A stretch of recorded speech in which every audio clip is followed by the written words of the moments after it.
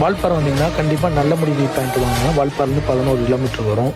அந்த நல்லமுடி வியூ பாயிண்ட்லேருந்து ரைட்டில் ஒரு ரோடு கட் ஆகும். அதுக்குள்ளே வந்தீங்கன்னா உள்ளே ஒரு கோயில் இருக்கும். இந்த இடத்துல தான் ஒருத்தர் முருகனை நேரில் பார்த்துருக்காரு.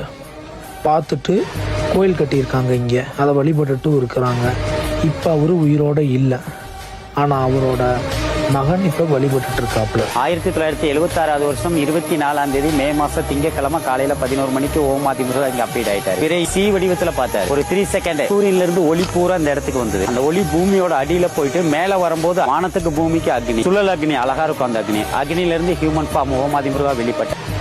இந்த கோயில் ரொம்ப பழமையான கோயில். நம்ம முன்னோர்கள் வழிபட்ட மாதிரி தான் இருக்கும். வால்பாறை வந்தீங்கன்னா கண்டிப்பாக ஒரு விசிட் பண்ணி பாருங்கள். வால்பாறையோட அண்டர் ரேட் ஜிம்மாக இருக்குது நல்லமுடி வியூ பாயிண்ட்டு.